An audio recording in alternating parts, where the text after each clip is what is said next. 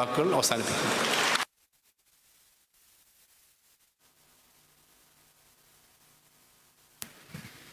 നന്ദി സർ. രജത jubilee video play ചെയ്തുകൊണ്ട് ഈ ആഘോഷങ്ങൾ ഉദ്ഘാടനം ചെയ്യുന്നതിനായി കിഫ്ബിയുടെ ചെയർമാൻ കൂടിയായ ബഹുമാനപ്പെട്ട മുഖ്യമന്ത്രി ശ്രീ പിണറായി വിജയൻ അവർകളെ സാദരം ക്ഷണിക്കുന്നു.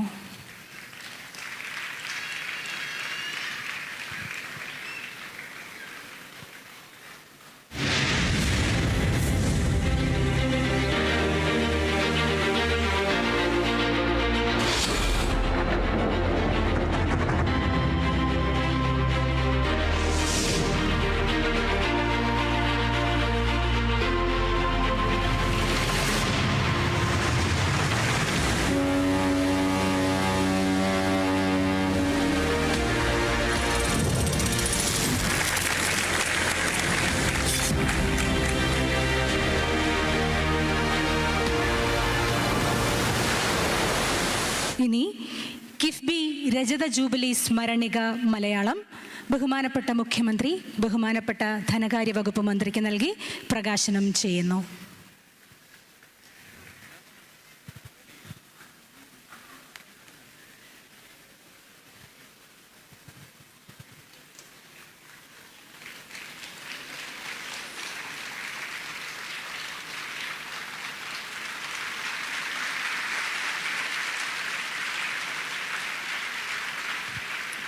രജത ജൂബിലി സ്മരണിക ഇംഗ്ലീഷ് ബഹുമാനപ്പെട്ട മുഖ്യമന്ത്രി റവന്യൂ മന്ത്രിക്ക് നൽകി പ്രകാശനം ചെയ്യുന്നു.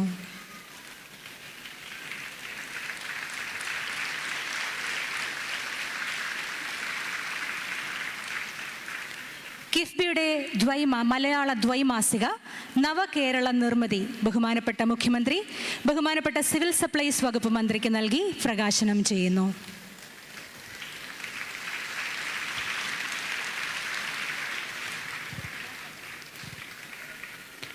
കിഫ്ബി പദ്ധതികളെക്കുറിച്ചുള്ള വിവരങ്ങൾ വാട്സാപ്പിൽ അറിയുന്നതിനുള്ള ബോട്ട് സോഫ്റ്റ്വെയർ ലോഞ്ച് മുഖ്യമന്ത്രി ഇപ്പോൾ നിർവഹിക്കുന്നു.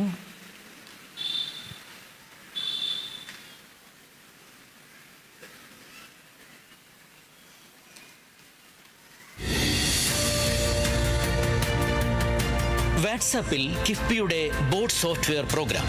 കിഫ്ബിയെക്കുറിച്ച് അറിയേണ്ടതെല്ലാം ഇനി വിരൽത്തുമ്പിൽ ലഭ്യമാകും. വാട്സാപ്പിൽ കിഫ്ബി പദ്ധതികളെക്കുറിച്ചുള്ള വിവരങ്ങൾ അറിയുന്നതിനുള്ള ഒരു ബോട്ട് സോഫ്റ്റ്വെയർ പ്രോഗ്രാമാണിത്. ഇതുവഴി കിഫ്ബി പദ്ധതികളെക്കുറിച്ചുള്ള വിവരങ്ങൾ പൊതുജനങ്ങൾക്ക് ലഭ്യമാകും. കിഫ്ബി പദ്ധതികൾ ഏതൊക്കെ, പദ്ധതിയുടെ ചെലവ്, ലൊക്കേഷൻ തുടങ്ങിയവയെല്ലാം അറിയാം. ബില്ലിംഗ് സംബന്ധിച്ച തൽസ്ഥിതി കരാറുകാർക്ക് അനായാസം മനസ്സിലാക്കാം. രജത ജൂബിലിയിൽ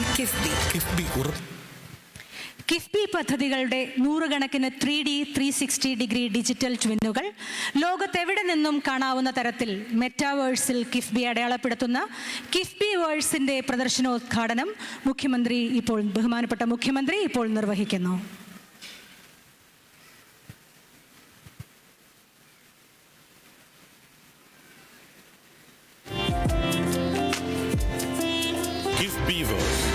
കിഫ്ബി പദ്ധതികളുടെ മെറ്റാവേഴ്സ് വരുന്നു. 1190 പദ്ധതികളുടെയും ഡിജിറ്റൽ ട്വിന്നുകൾ.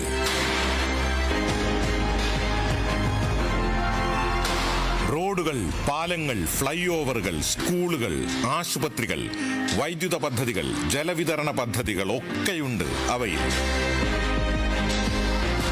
സ്പേഷ്യൽ ഇന്റർനെറ്റ് എന്ന ഫ്യൂച്ചറിസ്റ്റിക് ഡിജിറ്റൽ ഇടത്തിൽ അങ്ങനെ കിഫ്ബി പദ്ധതികളുടെ ഡിജിറ്റൽ മഹാനഗരം രൂപപ്പെടുകയാണ്.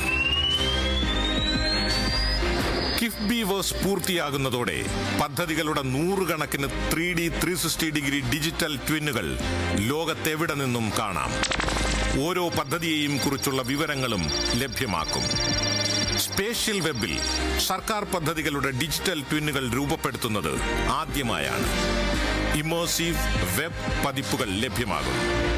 ഡിജിറ്റൽ വിസ്മയത്തിനായി കാത്തിരിക്കും.